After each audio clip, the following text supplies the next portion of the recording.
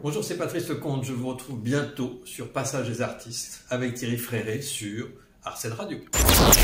Retrouvez votre émission au Passage des artistes sur Arsène Radio. Arsène Radio, tous les jours, du lundi au vendredi à 19h30. Ne manquez pas vos artistes préférés dans l'émission Au Passage des artistes sur Arsène Radio. Arsène Radio. Au Passage des artistes.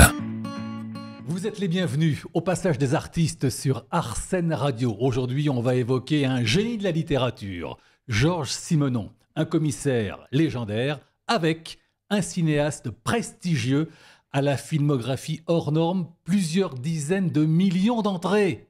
Patrice Lecomte, bonjour. Je suis très heureux de vous recevoir. Je suis intimidé par moi-même.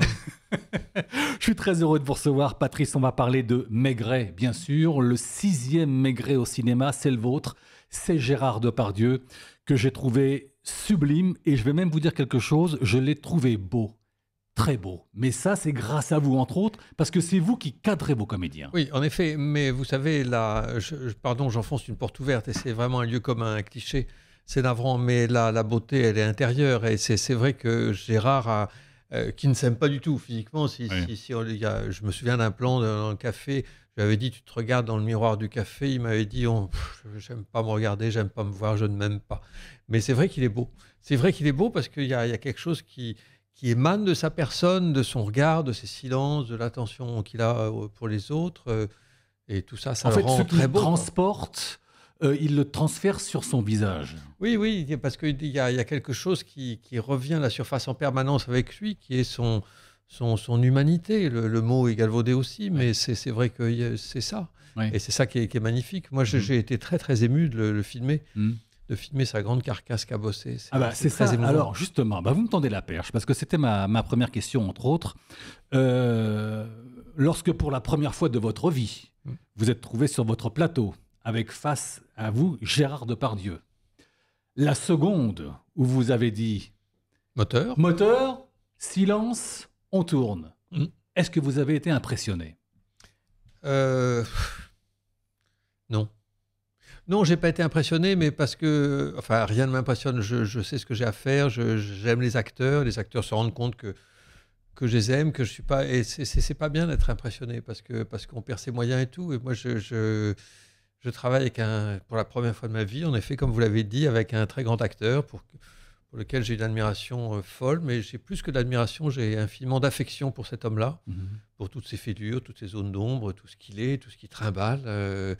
Et j'ai été immédiatement séduit. On s'était très très peu vus avant le tournage, on ne s'est pas pris le chou pour qu'on se raconte le personnage, c'est comme ça je le vois, parce qu'il est intelligent, qu'il a un sens de la scène, du sentiment, qui est une intuition de tout ça qui est absolument formidable. On avait fait une lecture avec un peu les comédiens principaux, on avait fait un essayage costume, on ne s'était pas tellement vus. Et le premier jour de tournage, quand je l'ai vu arriver avec chapeau, manteau, démarche, silhouette... Là, quand même, ça en impose. Non, ça enchante. Ça enchante vraiment. Parce ça émeut. Ému, oui, ça j'ai été souvent, parce que le talent est une chose rare et c'est une chose très émouvante, le talent. Donc, de filmer le talent, ça peut vous foutre les larmes aux yeux, ce que j'ai eu plusieurs fois, mais en l'espace de 2 plans, la manière qu'il avait d'être, de se poser, d'être comme une évidence, quoi. Pas l'évidence de Maigret, bien sûr, mais l'évidence d'un acteur formidable, quoi. Parce qu'il a un truc qui est quand même inouï, c'est qu'il passe son temps à être déconcentré. Oui. Et même quand on dit silence, moteur, le clap, annonce, machin, etc., au moment même où je lui dis « vas-y Gérard », en l'espace d'un battement de cils, il est exactement là où il faut, comme il faut, avec la sensibilité, la maîtrise, tout, quoi. Et un jour, je lui ai dit, mais comment tu fais pour être aussi dissipé, et très poilant d'ailleurs, parfois rabelaisien, oui, bien sûr. Oui. Et pas tonitruant forcément, mais drôle, très drôle, quoi. Oui. Et il m'a dit, mais moi, c'est ma manière à moi de me concentrer, c'est d'être déconcentré, ce que je peux comprendre. Alors, bien avant que le film ne sorte, j'ai su évidemment que vous tourniez avec Depardieu, ce Maigret. Et puis, vous savez que je connais votre filmographie quasiment par cœur. Il y aura une interrogation après. Alors, Ne dites pas les choses pareilles. Sur les longs métrages, en tous les cas. Oui, c'est mais vrai même. Non, mais je me suis dit, quand j'ai lu quelque part, il y a très longtemps, voilà, Patrice Lecomte tourne avec Gérard Depardieu-Maigret, tout de suite me sont revenus Delon, Belmondo, Johnny, Rochefort, Noiret, Marielle, Gérard Lanvin, Bernard Giraudot, Balasco, Bonner, Paradis, Auteuil. Je me suis dit, il a tourné avec tout cela, mais pas avec Depardieu. Pourquoi ? Oui, c'est très curieux. En effet, je ne sais pas pourquoi, mais je ne remplis pas un carnet de balles. Je veux dire par là que je ne suis pas en train de me dire, tiens, j'ai jamais fait de film avec Isabelle Adjani, tiens, il faudrait peut-être que je tourne avec Catherine Deneuve. Je ne sais pas comme ça que ça marche. Et Depardieu, je savais que c'était un acteur qui me passionnait. J'aurais pu très bien, on n'en est pas encore là, mais j'aurais pu très bien terminer ma vie, ma carrière, mon métier, sans tourner avec Depardieu. Il faut juste attendre la jolie occasion, l'occasion rêvée. Parce que si on commence à prendre un chausse-pied en se disant il faut absolument que je tourne avec Depardieu, alors on se prend le chou pour trouver un sujet qui corresponde. Et c'est pas comme ça, c'est les personnages. C'est pas comme ça que vous fonctionnez en tous les cas. C'est les personnages qui imposent les acteurs, c'est pas les acteurs qui imposent les personnages.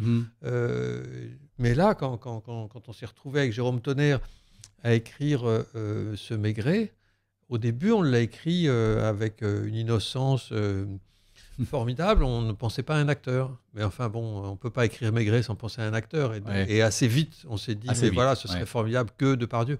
Donc on a terminé le scénario, et puis j'ai contacté Depardieu qui m'a dit oui, en l'espace de 12 secondes, c'était très bien. Je lui ai dit, mais lis le scénario quand même. Il dit non, c'est même pas... Enfin, je vais le lire, bien sûr, t'inquiète pas, Patrice, mais de toute façon, j'ai envie de faire du cinéma avec toi et jouer Maigret, Mais il l'a lu, le scénario, quand même. Bien sûr, il l'a lu, mais c'était pas un grand lecteur de Maigret, il avait lu quelques Maigret autrefois, mais c'est un lecteur assidu et régulier de Simenon.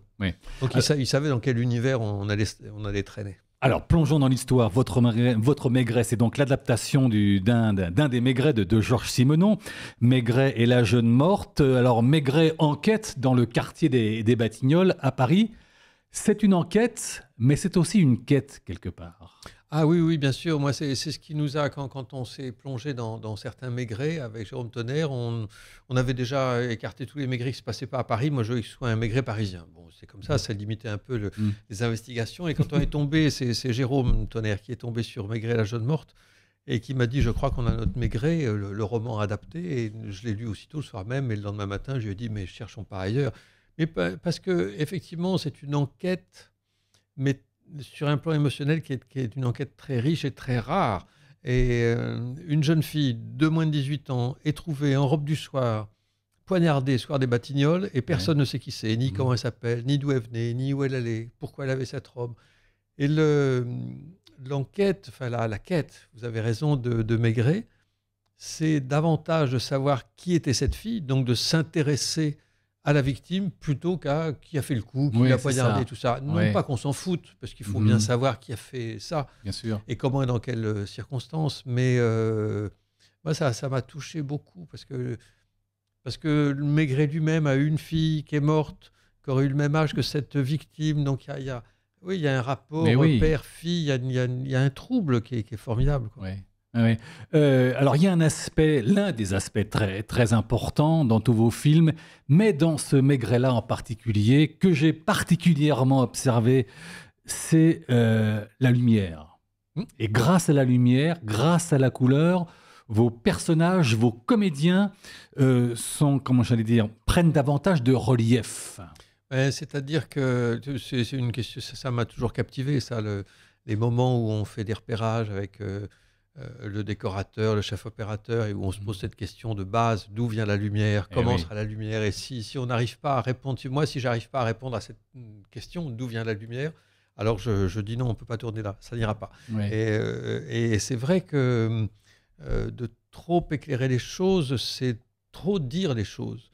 Et je préfère me préserver des zones d'ombre pour que dès qu'il y a de la lumière, cette lumière soit vraiment importante, efficace, révèle des choses. Mais que comme dans la vie, parfois tout est éclairé, et je trouve ça trop éclairé.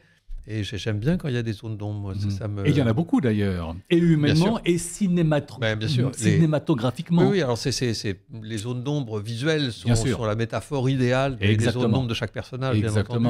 Exactement. Mais je ne pouvais pas imaginer un film comme ça qui soit trop éclairé. Il fallait que des choses soient laissées dans l'ombre, des choses soient non dites. Les zones d'ombre correspondent à des silences consentis. Qu'est-ce qui vous a le plus, alors vous me disiez ne pas être impressionné, mais qu'est-ce qui vous a le plus ému, tout simplement, en dehors du jeu de Depardieu? C'est son imposante stature, sa présence. Quelles sont les scènes, tenez, par exemple, que vous avez tournées avec lui et qui vous ont particulièrement ému? Un peu tout. Mais alors, moi, j'étais ému tout le temps, mais j'ai été ému par son évidence et par sa science, le mot est violent, mais sa connaissance absolue de la scène, du sentiment, du jeu. Il improvise rien, mais il travaille pas. Et il a une immédiateté qui, moi, m'a bouleversé. Alors évidemment, dans le film, il y a certaines scènes plus émouvantes au premier chef que d'autres. Effectivement, quand il raccompagne Betty sur le marchepied de l'autocar qui va ramener cette Betty dans sa province. C'est beau, ça, hein. Et qui se disent au revoir. Sans doute, ils ne se reverront jamais. Cette scène-là, qui est une scène très simple, en chant contre chant, avec une fille qui s'en va et un type qui reste. Moi, j'ai dit couper, mais j'en menais pas là. Oui, enfin, j'étais en larmes, quoi. Moi, je suis une midinette. Non, mais je suis facilement... Enfin, je suis sentimental. Je ne m'interdis pas de l'être. Et après, Parce qu'intrinsèquement, naturellement, vous aimez les comédiens. Follement, oui, parce qu'on n'est rien sans eux. Et en plus, alors c'est presque égoïste de ma part, mais quand on aime les comédiens, c'est comme quand on aime les gens. Quand on aime les comédiens, ils vous donnent le meilleur. Un comédien qui se sent aimé, accompagné, qui se sent avec, il a envie de tout vous donner, quoi. D'ailleurs, vous savez ce que dit Depardieu de vous dans la presse? Non. Il répondait à Jérôme Garcin dans l'Obs. Et Gérard Depardieu dit de vous, Patrice Lecomte, je le cite, j'ai découvert en Patrice Lecomte un homme absolument charmant, humainement exceptionnel. Il rehausse, il reblasonne ce métier abîmé.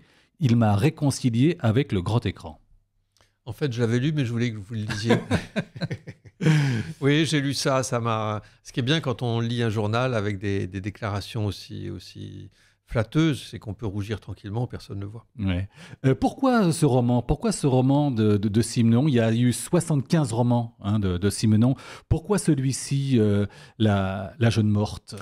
Pour la raison que j'ai exprimée tout à l'heure, le fait, et ça c'est furieusement original, le fait que Depardieu, pour des raisons sentimentales et paternelles, des raisons personnelles en tout cas, s'intéresse à la victime plus qu'au coupable. Parce que dans une enquête traditionnelle, il y a eu un cambriolage, un meurtre, que sais-je, et on essaye de savoir qui a fait ça. Et là, il y a eu un meurtre en effet, enfin une fille est trouvée morte, et la quête, encore une fois, du commissaire Maigret, c'est de savoir qui était cette fille. Qui est morte, parce que la mort, c'est toujours dégueulasse, la mort, mais la mort d'une jeune fille de 18 ans... poignardée, dont on ne sait rien, c'est un truc insupportable. Et comment s'est fait le choix sur ce roman-là? Parce que vous êtes un grand lecteur de Simenon, et parmi tous ceux que vous avez lus, vous avez choisi celui-ci. Oui, j'ai commencé Simenon quand j'étais adolescent, mais j'ai commencé par Maigret. Et puis après, j'ai compris que Simenon n'avait pas écrit que des Maigret, et j'ai lu ce que Simenon lui-même appelé les romans durs. Et quand on a eu envie avec Jérôme Tonnerre de se replonger dans des Maigret, alors on en a relu, et ce qui a retenu mon attention immédiatement, ce qui a retenu notre attention, c'était ça, c'était le fait que l'originalité de la situation d'un flic qui enquête sur une morte. D'ailleurs, il y a un parallèle entre Georges Simenon et Frédéric Dard. Frédéric Dard, ce n'est pas uniquement les 175 petits San Antonio. Il y a aussi les Frédéric Dard et même ceux qui signaient Frédéric Charles. C'était des romans très noirs, très sombres. Non, si je n'avais que cette lacune, ce serait rien, mais je crois que je n'ai jamais rien lu de Frédéric Dard. Je n'ai jamais lu un San Antonio. San Antonio que d'ailleurs, je crois, Gérard Depardieu a joué. Oui, tout à fait, devant la caméra de Frédéric Auburtin. Et c'était Gérard Depardieu donc, qui faisait Bérurier, et Gérard Lanvin qui était San Antonio. Je n'ai pas vu ce film, j'ai pas lu Frédéric Dard. Il faut que je m'y mette. Est-ce que Maigret n'est pas le double de Depardieu, finalement? Un homme qui cache quelque chose, qui a en soi quelque chose il y a d'en permanence enfoui. Oui, il y a une superposition assez idéale entre Maigret et Depardieu. C'est ça aussi, c'est comme une évidence. Et on ne se l'est jamais dit parce qu'on n'a jamais mis un coup de stabilo là-dessus. Mais c'est vrai qu'il y a des échos troublants entre eux deux. Ah oui. Le fait, par exemple, que Maigret, c'est un flic qui ne parle pas beaucoup. Il écoute, il regarde comme une éponge. Il a un côté minéral aussi. Il est poreux, il laisse venir. Et Depardieu, dans son comportement sur un plateau, c'est comme ça que j'ai connu le mieux, c'est en tournant cette semaine avec lui, il est pareil, il ne dit pas toujours les choses, mais il regarde et il voit tout. Ouais. C'est inouï, parce que je lui disais souvent sur le tournage, je lui disais, bah, écoute Gérard, là on a un truc à régler, si tu veux, tu as du temps, on ne tourne pas avec toi avant une demi-heure, tu peux aller te détendre dans ta loge, fumer des clopes, que sais-je. Il dit, non, je reste là. J'aime bien être là. Donc, il ne quittait pas son manteau, il quittait son chapeau à peine. Il n'était pas furieusement accroché à ses iPhones, au téléphone. Non, pas du tout. Non, mais il regardait. Et il n'en ratait pas une. Quand au fond du plateau, là-bas, il y avait deux qui s'engueulaient un peu ou qu'on sentait qu'il y avait peut-être un problème. Après, je disais, mais qu'est-ce qui s'est passé là tout à l'heure avec... machine, vous aviez l'air... Non, ça va, peu importe. Mais il avait tout vu. Il voit tout. Il ratait absolument rien. Rien. Ouais. D'ailleurs, ça fait des années, moi, que je lis partout, et notamment des livres qui lui sont consacrés, qu'il renifle les gens. Il les sent avant de leur parler quand il fait connaissance pour la première fois. Il ne dit rien, il sent. Et j'ai lu un nombre incalculable de fois disant que Depardieu, c'est un radar, quoi. Oui, c'est vrai. Une des premières fois où on s'est vu, alors... Je serre dans mes bras, si tant est qu'on puisse faire le tour de son corps monumental, et il ne me respirait pas comme un animal pourrait respirer quelque chose, mais il me dit ça sent bon. Et puis il me dit le nom du parfum et le nom du parfumeur. Je dis oui, en effet, mais dis donc, t'es fort, toi. Il me dit, t'as vu le pif que j'ai?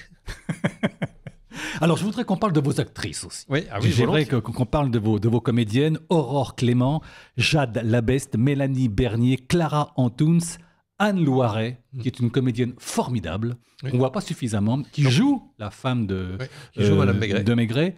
Et vous savez quoi? Je lui ai trouvé par instant, fugace, mais je les ai vus, des regards et des gestes à la Simone Signoret.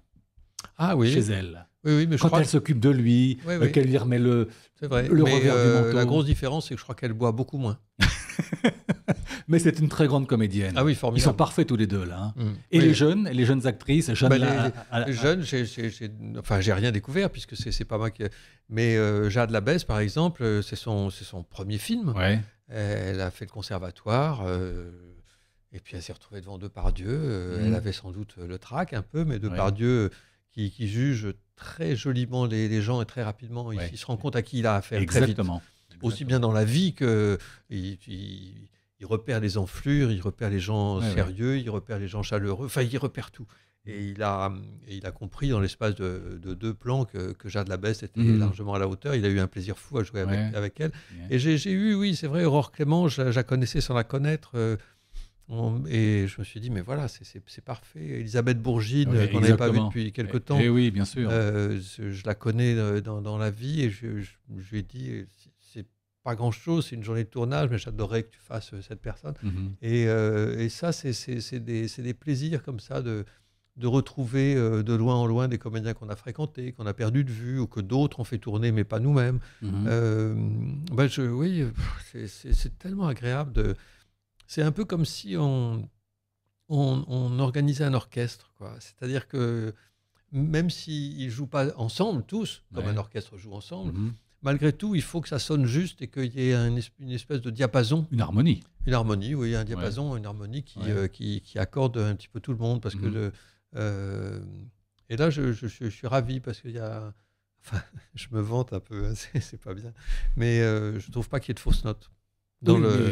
Non, mais ce n'est pas de la vantardise ni de la prétention. C'est parce que vous aimez les comédiens, vous aimez les cadrer, vous aimez les faire jouer, vous les choisissez ou pas, mais vous savez les mettre en confiance. Ils sentent même s'ils ne vous connaissent pas, et même si éventuellement ils ne vous ont pas rencontré avant le tournage, qui vont être en confiance avec vous sur un plateau. C'est très important, ça. Non, Vous les voyez avant? Oui, toujours. Bien sûr, mais pas pour leur prendre le chou et tout ça, mais simplement pour faire connaissance. Il y a un moment qui est vraiment très agréable, je trouve. Je fais sur tous mes films, on fait une lecture, donc on réunit tout le monde autour d'une grande table.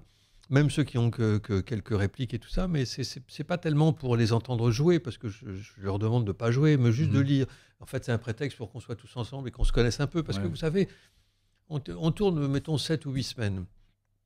Il y a des comédiens qui sont des seconds rôles, mais c'est pas péjoratif, et qui arrivent pour leur cacher pour les scènes qu'ils ont à tourner, alors que nous, on est ensemble depuis 4 semaines. Et il faut penser à eux, parce qu'ils arrivent, c'est un peu comme si vous arrivez en retard à un dîner, quoi. C'est-à-dire qu'ils ont déjà mangé les entrées, la moitié du plat de résistance, et vous arrivez que... Bien sûr. Et c'est pas commode, parce que pour eux, d'être à l'aise dans un monde qui tourne rond, alors que...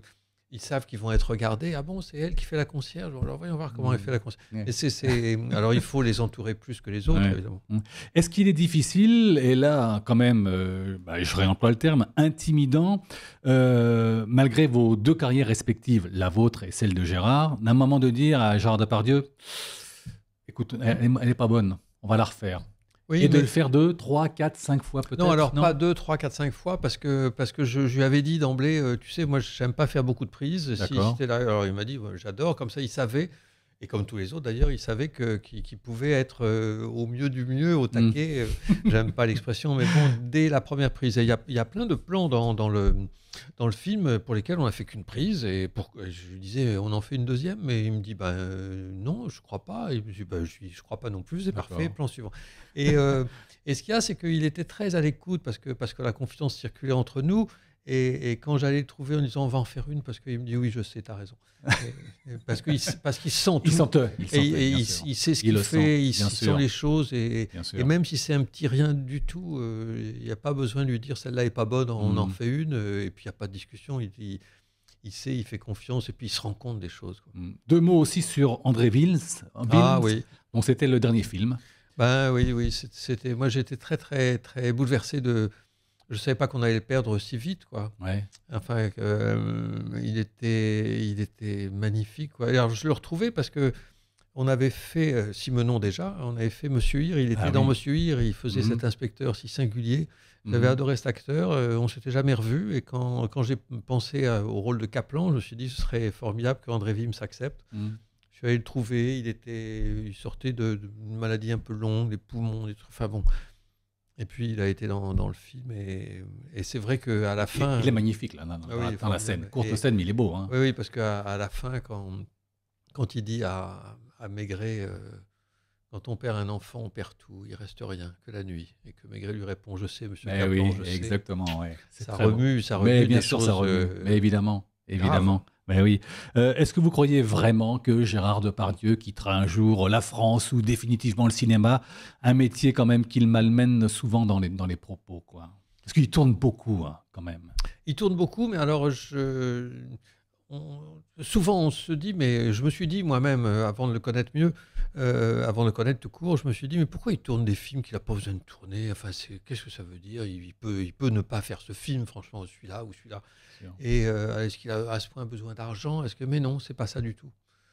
Il adore jouer, tout simplement. Il adore jouer. Alors, même dans des films médiocres ou des films qu'il pourrait s'éviter de faire, il adore jouer. Et je crois aussi, ce que j'ai cru comprendre, c'est que le fait de jouer de manière aussi goulue, aussi gourmande en tout cas, c'était une manière comme une autre de fuir une forme de solitude, quoi. Je ne sais pas s'il aime beaucoup sa propre peau, donc d'être dans la peau d'un autre, ça doit lui aller très bien. Ouais. Patrice Lecomte, merci infiniment. Maigret, le 6e Maigret. Je dis 6e parce qu'il y a eu Michel Simon, mais c'était très court. Hein. Oui, c'était un court-métrage. Un court-métrage. Mais sinon, auparavant, il y a eu Pierre Renoir, il y a eu Gabin, il y a eu Charles Laughton. Oui, mais il y a eu des Maigrets dans les pays étrangers. Il y a même des Maigrets japonais, vous vous rendez compte? Oui. Et Gino Cervi. Gino Cervi, absolument. En Italie, a été Maigret. Moi, je ne peux pas imaginer que Maigret ne parle pas français. C'est pas chauvin, mais J'ai vu Mr Bean jouer Maigret, j'étais anéanti. Je ne sais pas si vous avez vu ça. Mr Bean, oui. Oui, Mr Bean, enfin, comment il s'appelle merde, on l'appelle Mr Bean, il a un nom d'acteur, évidemment. Ouais. Mais je pense vraiment... J'avais beaucoup d'admiration pour Gabin, qui était un très bon Maigret, mais je pense que le meilleur Maigret, c'est quand même le nôtre. C'est-à-dire Depardieu. Avec le recul, quelques jours ou quelques semaines après le tournage, est-ce que vous vous êtes dit, mais il me manque, je vais retourner un jour avec Depardieu? Ah oui, alors ça c'est comme une évidence, parce que le plaisir qu'il y a à travailler ensemble n'a pas pu s'épuiser en l'espace d'un seul film. Ce qui est sûr, c'est que je ne ferai pas Maigret fait ceci, Maigret fait cela. Oui. On ne fera évidemment pas un autre Maigret, mais de retrouver Gérard Depardieu pour faire du cinéma, je sais qu'il en a envie autant que moi, donc ça dans un rôle totalement différent, une comédie, tenez par exemple. Il est très très bon dans les comédies, vous ne savez pas. Ah oui, mais j'ai aucune idée précise pour l'instant. Mais l'envie est là, hein. Bien sûr. C'est sûr. Bah oui, quand on aime les gens, on a envie de les retrouver. Ouais, c'est très beau. Merci beaucoup, Patrice Lecomte. Merci à vous. Merci infiniment. Maigret sur tous les écrans avec un très très bon démarrage. Hein. Oui, ça. Oui. C'est bien parti. Hein. Oui, alors mais ça va durer. Ouais. Patrice Lecomte, merci beaucoup. Merci encore. À bientôt. Merci.